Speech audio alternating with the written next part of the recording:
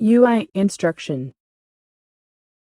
For the exact operation of the device, the LCD screen should be lightly touched, and the numbers in the section should be pressed accurately.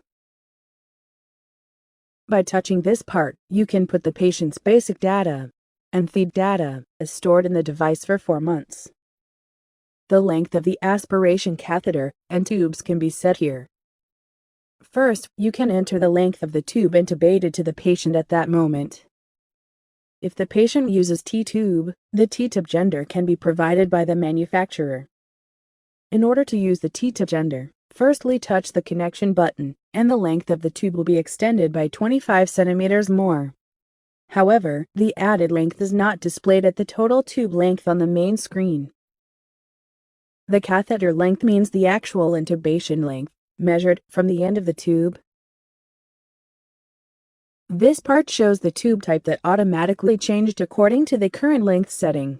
If you touch this part, the screen will be locked, and only the Start-Stop button will be able to be touched. You can choose how many seconds it works once suction. Time setting means the suction cycle. If it is set to 60, the device will periodically pull out the sputum every 6 minutes under set conditions. This part shows the time remaining until the next suction starts. Also, if you touch here, the standby mode will run, and it stops the suction cycle. You can start or stop the suction immediately as soon as touching this button. If a sensor is connected between the patients and the devices, the patient's BPM and SpO2 are displayed in real time. This is related to A mode, and if the BPM is 120 or high and the SpO2 is 90 or less simultaneously with A mode activated, the device automatically starts suction. Of course, you can change the default value by touching the numbers. This whole black box is about cuff function, and you can set the cuff on/off time and the cuff pressure. After setting the cuff values, the cuff can activate by touching a button. Disinfection of the device has to be done every 72 hours, or if the patients are changed. In order to disinfect properly, you have to follow the instructions carefully after touching the button.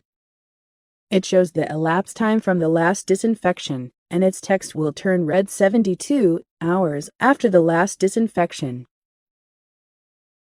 Suction repetition basically consists of 2 or 3 times, which means how many times a suction is repeated in one cycle. If it is set to twice, assuming that other functions are deactivated, one suction cycle is as follows.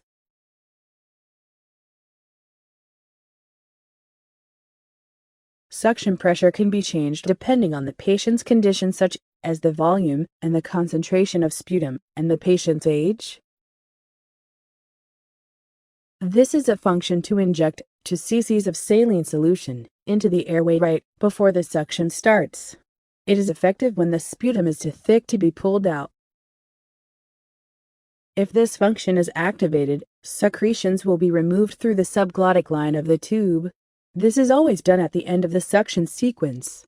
For continuous secretion suction, it can be set up to 20, 40, 60, and 80 minutes.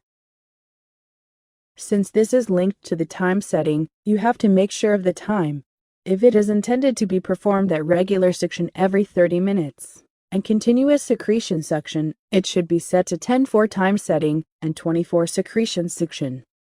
Also, the secretion suction can manually work for about 25 seconds.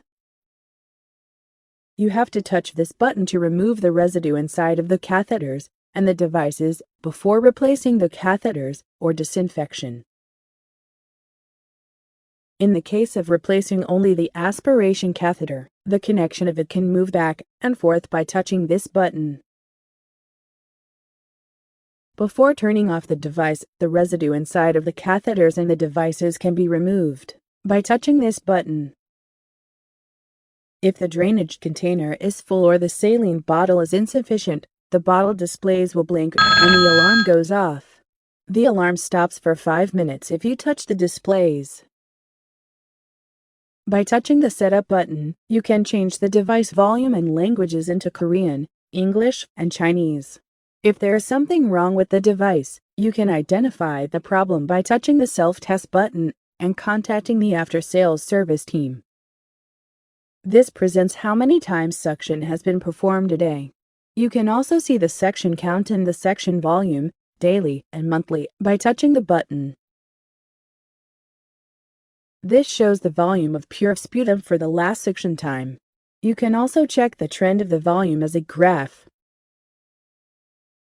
For more information, please see our user manual or watch other videos on our YouTube homepage.